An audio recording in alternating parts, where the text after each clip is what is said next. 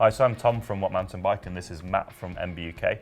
We just got back from Arctic Lapland. If you're interested in sort of the kit and the build-up to the race, you can check out part 1. But this is kind of a bit more, how was the race? So Matt, how did you find the race? Long and cold. It was 150k, which in the snow does take quite a long time. For me, it was 16 hours, for you it was about 24. Fortunately, it wasn't quite as cold as we were prepared for, because we've been told to prepare for -20 to -30. But I don't think ever really got below -4, did it? No, and despite that sounding quite good, that did actually throw in a few complications of its own as far as conditions of the snow and riding on snow is concerned. That slightly warmer temperature meant that the snow was a bit more soft. There's a bit more moisture in the air, which made it a bit sweatier and a bit heavier to ride through, which was actually a bit more challenging than we expected. The lovely freshly groomed trails for the leading pack gave them absolutely perfect conditions for riding at full tilt. As more and more riders went through the trails though, they deteriorated quite heavily. So by the time that some of the people towards the back of the group went through, there were massive sections which were very unrideable for large lengths of trail.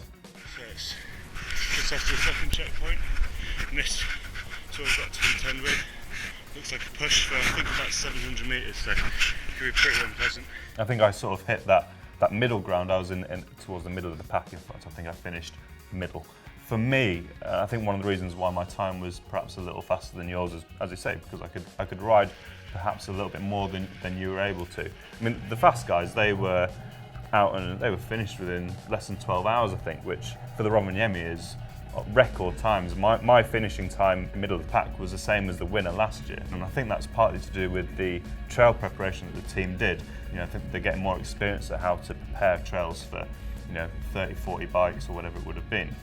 At the start of the race, my usual tactic for a race is to go off hot, probably cramp up, blow up, and then get overtaken by lots of people, and that kind of happened. I went out a little bit too fast, and at 30 kilometres I started cramping in every leg muscle possible. If you're wondering why I'm lying in the snow, it's not because it's nice and warm, it's because I fell in. I've had 2 bouts of cramp in every muscle in both legs, which has been particularly pleasant. And then I just sort of trundled on for the rest of the race, hoping that I wasn't going to get overtaken too many more times. I'm being chased by a dude back there. Did you sort of take it a bit more sensible, or? The way I approached this race was less of a race where time was important and more of a challenge of actually making it around the course. So a combination of me not having much previous experience in this kind of event and my choice of bike, which is a lot heavier and less specifically geared towards racing. It was making it to the end, which was important. When I realised that I had it in me to finish the distance, I was concentrating more on actually getting a time within 24 hours. It's pretty relentless in as much as you've got to pedal non-stop, isn't it? For want of a better word, it was a bit of a slog really, but kind of a slog where you were in an environment which was so amazing and so different to what you're used to that it was kind of worth having the slog. It's an incredible experience. It's very much a race of endurance, because it's not a race where you have anything else on your side, such as gravity or any downhill to speak of, which you can coast along at. It is pedal, pedal, pedal through the snow, which when you're riding a fat bike anyway, you have quite a lot of traction to consider. But when you're riding through fresh snow, that adds another element of slowing you down, which you just need to push through. It wasn't really like an adrenaline-fueled race, and it was sort of what I would call sort of type 2 fun. It was horrific when you were doing it. You were knackered, you were in pain, you were cramping, and when you finished it, you sort of get this buzz, this kind of like amazing, like bloody hell, I've just done like a race in the Arctic Circle. I think the other thing sort of I found compared to like a more normal race, in a race where you're doing like a 10k loop, whether it's for 3 or 4 laps or for 24 hours, you're constantly seeing other people you're racing against. You can see someone in the distance, you can sort of try and attack them, you can try and pass them. With this, bar the first 3 hours where I was sort of riding with other people, I didn't see another racer for 12, 13 hours. I was out on my own, save for sort of the 8 checkpoints which we had to go through and sign our initials in, and sort of collect fresh water. That was the only time I ever saw anyone else. You're constantly sort of thinking, is that someone in the distance, or is that someone behind me? And you know you're in a race, but you're not having that sort of the usual race experience of sort of having the pressure of someone else there sort of pushing you and stuff. And did you find that that time on your own, that kind of solo riding experience, did that push you on, or do you reckon that kind of maybe slowed you back a bit because the pressure wasn't there? I quite enjoyed it. You know, you could. I knew that when I was pushing my bike for 30 minutes at a time along sort of a soft sort of trudge up a hill, which just wasn't rideable. I could sing to myself, or I could sort of talk to myself, and knowing that I wasn't going to come across as an absolute madman, which obviously I'm doing now because I've just admitted to that. You've got to follow these markers all the way along the lake. Go too far off them and you'll get into deep snow, maybe thin ice. But it's all good fun.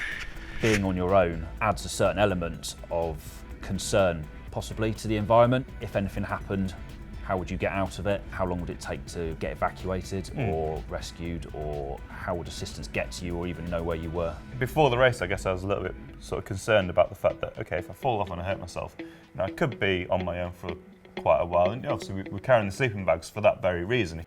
The bridge of doom, we've been warned about this. If you fall off and you hurt yourself, rule number one in the briefing was get into your sleeping bag. The first thing you do is get into the sleeping bag and make a call. Having raced in sort of the Alps, where you're racing down incredibly technical trails, and then compare it to racing on snow, yeah, I fell off a lot. Fell in again, probably number 30, maybe 40. You're on sort of compacted snow, but often there's no differentiation between the compacted snow and the uncompacted snow. So you'd step off the bike for whatever reason, or your front wheel would slip and you'd have to sort of put your foot down. But your foot's either going to stay on the snow, as you would expect, or it's going to disappear to your knee, and suddenly you've got 40, 45 pounds worth of bike on top of you, and you're submerged or buried in this snow. You might see my foot somewhere down in there, or maybe not, because it's buried under a foot of snow. Despite the fact that we're falling off a lot, it never really hurt. You just fall in soft snow. The risk, obviously, that you're going to twist your knee or twist your ankle, and that for me was probably the bigger risk out of coming out there and being there.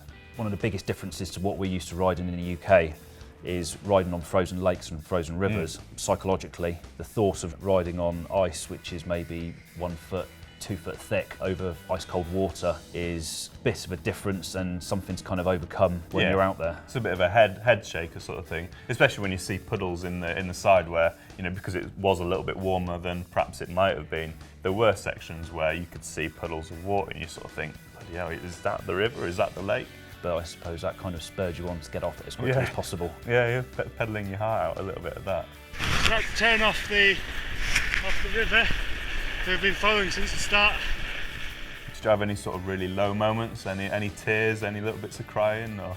I'm not quite in a grump yet, but it might not be too far away. No, I wouldn't say I had any excessively low moments. There were moments where I thought towards the end I wasn't going to be able to make the time I'd set myself. I decided I was going to complete it within 24 hours, and in the last stretch along the river into Rovaniemi, I'd managed to convince myself that 24 hours wasn't going to happen. By contrast then, as soon as I got under the main bridge and into the last few hundred metres, and I looked at my watch and realised that I did have minutes to spare, all of a sudden that completely went.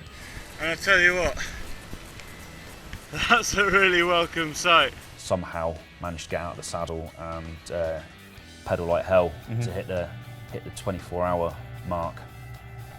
I think I've got maybe 400 or 500 metres to go. Bloody hell, that is grossly unpleasant. So if this was your first ever race, and presumably your first ever sort of 24-hour sort of period of riding, how did you find that? The lack of sleep and proper food did have some side effects. I'm pretty sure that giraffes and buffalo and boar aren't native to Finland at this time of year. That, but giraffes are pretty common. Their long legs help them in the snow. That would explain a lot, definitely. So you might have been tripping a bit in your head, but did you have a good time? Absolutely loved it. Probably one of the best events I've ever done. As far as a challenge goes and the sense of achievement you get at the end of it, I think it's probably going to be pretty tough to top an Arctic snow race in the middle of winter. How about yourself? So as someone who's done quite a few races, a bit of a race pedigree, how did you find it? As an experience, it was up there with some of the best races and best events I've ever done. Feeling good, a little bit hungry, so I'm just going to have a bite to eat and pressing on. Probably never do it again. No.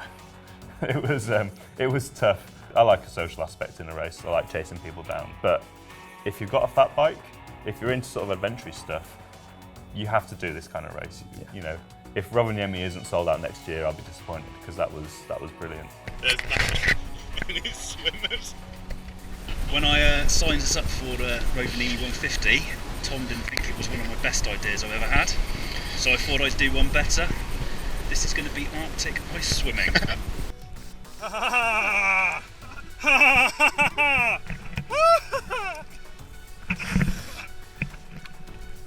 Oh, it's lovely.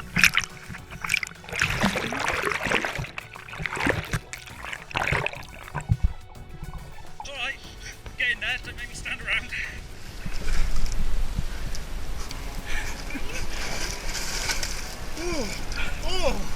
Holy. We need to go back in, Tom. Go back in. Henry didn't get a picture. It's all right now, isn't it? I feel quite warm. Do it again. Oh, no way. You should get a job with TV. Apart from we're going to need to employ someone to take out this fucking swearing.